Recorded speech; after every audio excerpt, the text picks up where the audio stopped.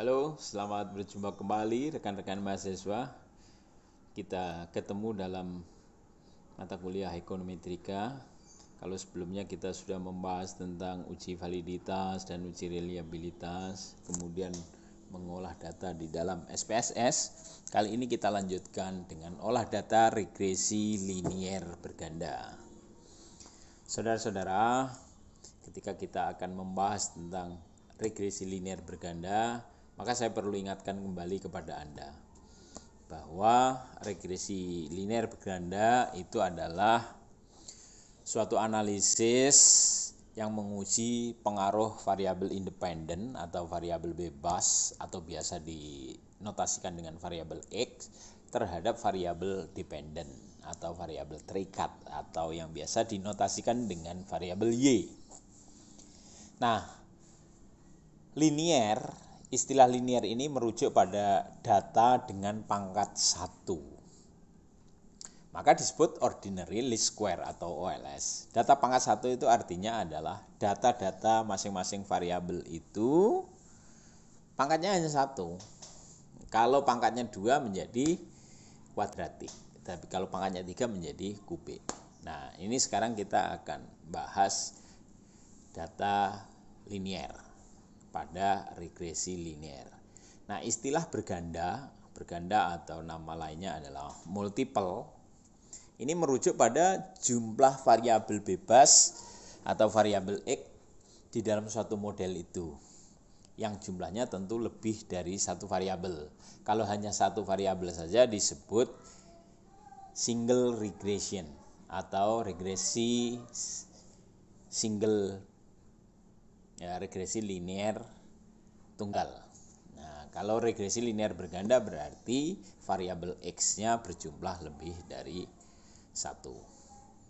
Nah, saudara-saudara, formulasi model regresi berganda yang paling banyak itu dinotasikan dengan notasi seperti ini. Y sama dengan A plus B1 X1 plus B2 X2 plus B3 X3 plus E. Ini kalau variabel X-nya hanya 3, tapi kalau 4, 5, 6 sampai 10 gitu ya, X-nya ya sampai 10 gitu. Nah, Y itu adalah variabel terikat atau independent atau dependent variable. Tapi kalau X itu adalah independent variable atau variabel bebas. A itu merupakan konstanta. Ya. Jadi kalau kamu membaca regresi linier berganda itu beginilah misalnya. Y itu adalah suatu benda, A ini adalah kodratinya atau gawan bayi kalau istilah Jawa itu gawan bayinya, wataknya. X itu adalah faktor luar. Gitu, faktor luar. Misalnya si John pinter, itu Y. Kenapa si John pinter? Nah, A-nya ini adalah gennya, turunannya, bakatnya, itu A. Nah, X1, X2, X3, nah, itu misalnya karena si John rajin sekolah, fasilitasnya memadai, dosennya Pak Bawi, nah seperti itu, ya. Nah, dari formulasi itu, kita akan coba untuk menganalisis dengan yang akan kita analisis, data yang akan kita analisis.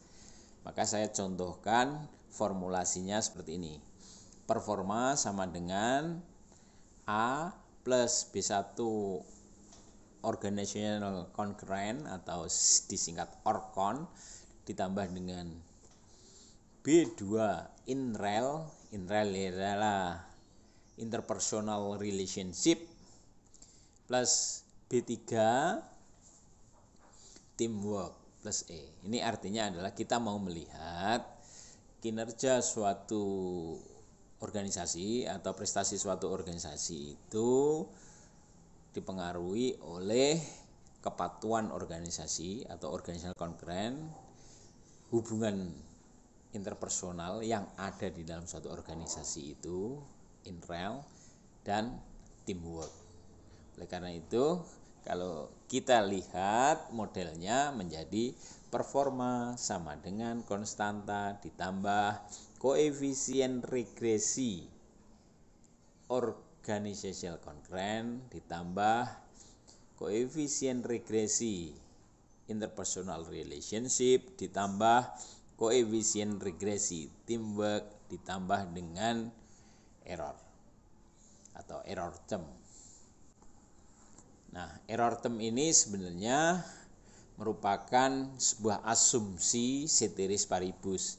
Artinya E di situ menandai batasan bahwa yang dibahas di dalam model hanyalah variabel-variabel yang ada di dalam model itu. Untuk variabel lain yang tidak dibahas di dalam model itu dianggap bersifat tetap dan tidak mempengaruhi. Baiklah saudara-saudara, untuk kita memulai analisis regresi, maka caranya adalah kita panggil dari data SPSS kita, ya.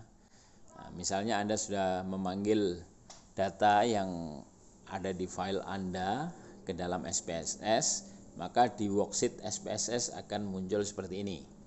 Nah, kebetulan yang akan kita analisis ini adalah performa, organizational concurrent, in-rel, dan teamwork. Performa merupakan variabel Y, organizational concurrent merupakan variabel X1, interpersonal relationship sebagai X2, teamwork sebagai X3. Nah, tampilan data di dalam worksheet-nya SPSS akan seperti ini. Nah, setelah itu kita bisa lanjutkan. Nah, caranya bagaimana? Karena kita akan melakukan analisis regresi linier, maka langkah pertama kita klik di analisis. Ya. Data yang di atas itu ada file, edit, view, data, transform, analyze.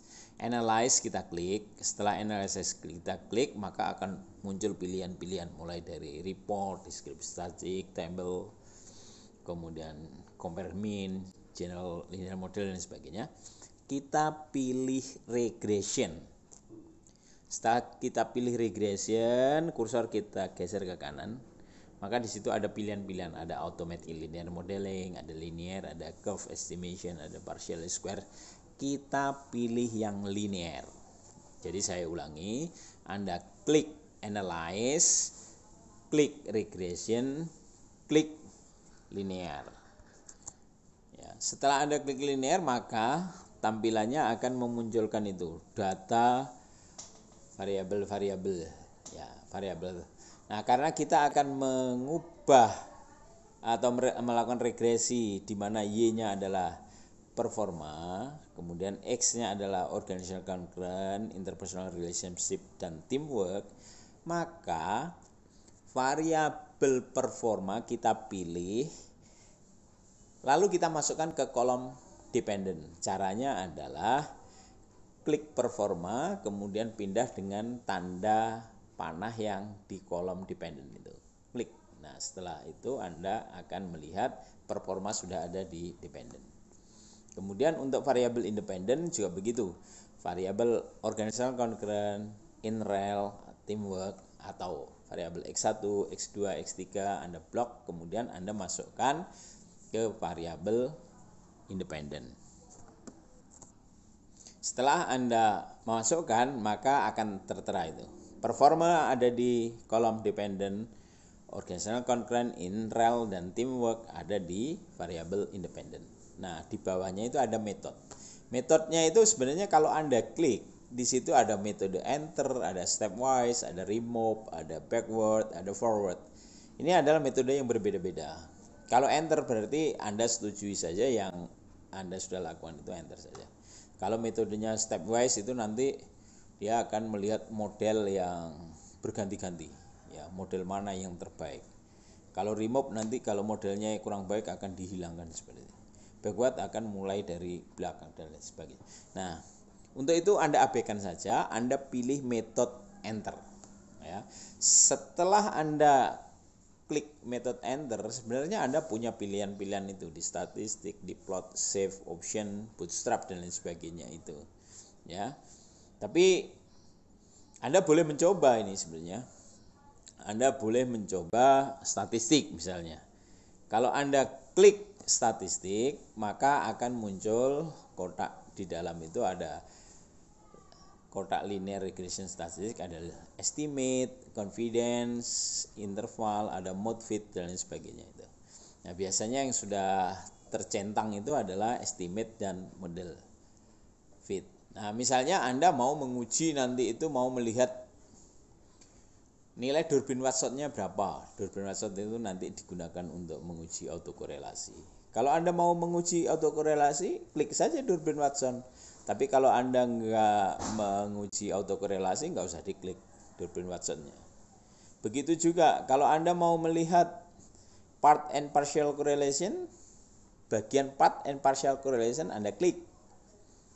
Nah, begitu juga kalau Anda mau melihat collinear diagnostik, Anda juga bisa klik collinear diagnostik. Tetapi kalau Anda nggak mau milih itu, abaikan saja, ya, abaikan saja. Setelah itu Anda pilih continue. Nah, setelah Anda klik continue, Anda lanjutkan dengan OK. Ya. Setelah Anda OK, maka layar SPSS akan memunculkan output analisis regresi tadi itu. Output analisis regresi itu isinya macam-macam ya, ada title node, active dataset, ada variable enter, ada model summary, ANOVA, coefficient, collinear diagnostic, dan residual statistik. Nah, itu muncul semua. Nah, sebenarnya yang Anda butuhkan untuk analisis regresi linear berganda itu cukup model summary, ANOVA, dan koefisien. Itu sudah cukup. Ya. Nah, coba Anda bisa melihat itu, Anda lihat satu persatu. Model summary, ANOVA, koefisien. Kalau model summary itu digunakan untuk melihat koefisien determinasi. Mau melihat nilai R-square-nya. Itu di model summary. Tapi kalau Anda mau melihat uji F ya, atau nilai F hitung, Anda tinggal klik di ANOVA. Di situ akan kelihatan nilai F-nya berapa. Kalau Anda mau melihat uji T, ya Anda lihat di koefisien. Begitu juga kalau mau melihat koefisien regresi juga di koefisien itu ada di angka B. Demikian saudara-saudara, tahapan dari analisis regresi linear berganda. Nanti pembahasan analisisnya atau interpretasi dari hasil-hasilnya akan kita lanjutkan berikutnya. Terima kasih. Assalamualaikum warahmatullahi wabarakatuh. Halo, selamat berjumpa kembali rekan-rekan mahasiswa.